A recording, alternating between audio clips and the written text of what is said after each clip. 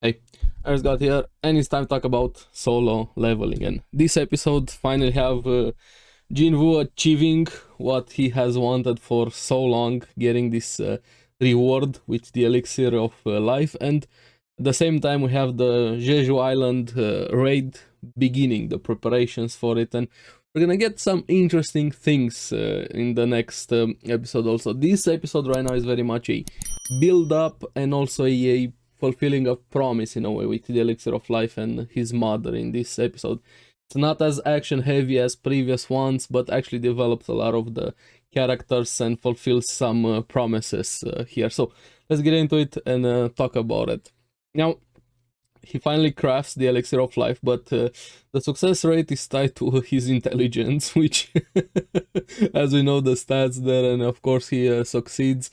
Even gets Kaizel, the dragon that Baran used to have thanks to Iron, he brought it back. Very smart from Iron here. But also, one of the things that disappointed me, even when I read the manual, we have here the fun, cute moment after he finally gets the shadow exchange skill. He's able to swap places with his shadows on a 3-hour cooldown. We have Esil. Unfortunately, before she could say it, she gets left behind. But here is where I wish you could have seen more of her throughout the series here. It's gonna happen into the sequel, of course, if I read, but right now she's such a fun character, but yeah, we're not gonna see much of her moving forward here.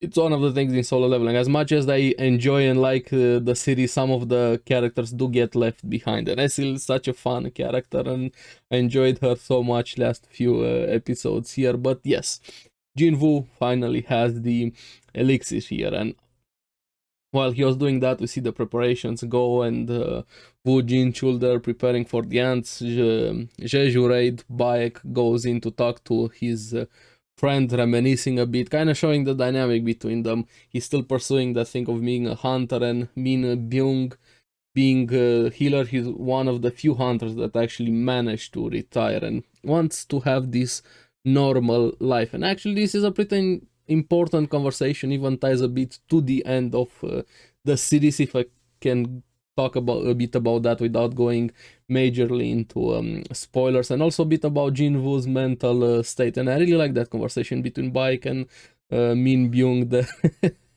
The relationship seems great, and of course both of them have their own regrets from the previous Jeju Island arcs raids there.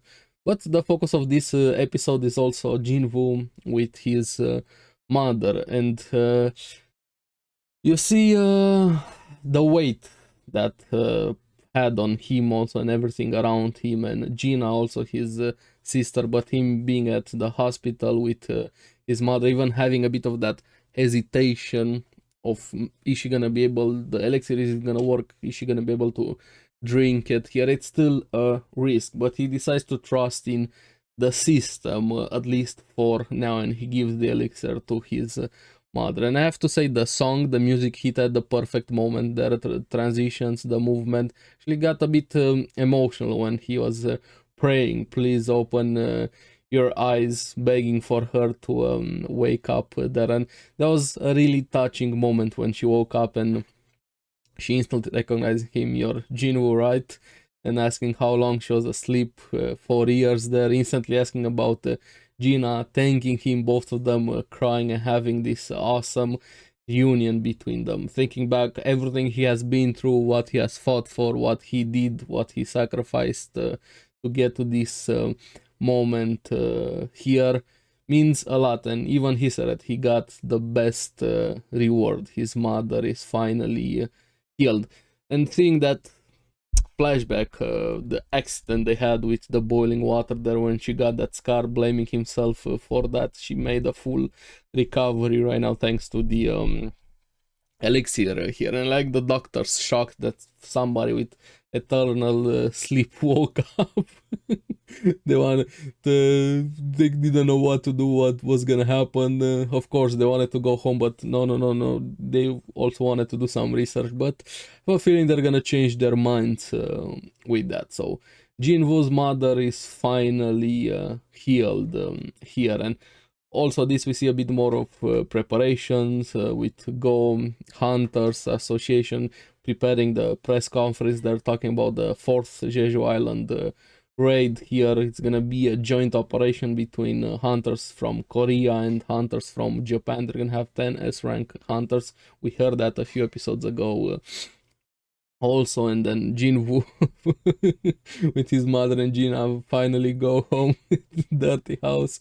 They start cleaning there, but here is what I liked a bit of the internal struggles with Jinwoo, feeling a bit distant and detached from, even though he got what he wanted, something definitely changed in him with what he has been through, the powers and everything, feeling like maybe he crossed some lines getting to this point here. And I like how his mother helped a bit with that, saying he's very similar to his father, inheriting some of his qualities there, and even Gina. So she's proud of him. So that was fun, touching moment between them there. Finally got most of his family back. As we know, his father is still out there, and he's gonna play a major role in the things moving forward. But also I like they introduced Thomas Andre here, one of the national level hunters, one of the strongest in the series overall. Gonna be some really fun things related to to him. I can't wait for those moments. If you guys have read, of course, you know that, but Thomas Andre is an absolute unit of a hunter here. But then goes to talk to Gogan. He talking a bit about the Jeju Island before he can answer if he was gonna go to the raid. He senses some magic and reveal that the hunters were training a bit, preparing for the raid. Bayek versus Ma, one of the S-rank hunters that we get introduced into this episode. And if you know about Ma, you know. Unfortunately. I'm not gonna go into spoilers, but yeah. And here revealing a bit with Bayek, he's doesn't really like that using his full power. He transforms into a monster, doesn't like people showing that, and he's even holding back a bit against Ma during that sparring there. But here we finally get Goto Ryuji, his guild, and the S-rank hunters joining in, and everybody talking about Jinwoo. Goto saying, oh yeah, that's an assassin. No, he's a mage. What exactly is he? I can't wait. It's one of my favorite moments in the series with Goto, what's going to happen next episodes here. And we see a bit of a friction, bickering between Korean and Japanese hunters there, especially the translators. And Park Jong-soo here. And Goto has the idea for the exhibition, the friendly match between the S-rank, to see where they stand, how everybody is. Bike and Goto make some ground rules. They're gonna be a bit of a team to simulate a bit the chaos that's going to happen on Jeju Island, and I can't wait for that episode here. Like I said, some of my favorite things are reaction of shock on people's face, and Solo Leveling is one of the series that does that the best. So yeah, overall pretty much a build-up episode, important episode, but yes, it's not action heavy, but I like that Jinwoo finally was able to heal his mother and bring her back, reunite a bit his family here, and setting up the Jeju Island arc, one of the most hyped arcs in the series, and we're gonna have Best Boy come. If you know, you know. But yeah, let me know in the comments below what you guys thought about the episode. What do you think with this one, with Jinwoo being able to heal his mother and the preparations for Jeju Island arc. So thank you for watching. Remember to like and subscribe, helps me quite a lot, and you guys get the latest videos on the series that I follow. So keep enjoying Solo Leveling. We're in for a lot of hype moments here moving forward. I'm gonna see you again on the next one. Bye bye.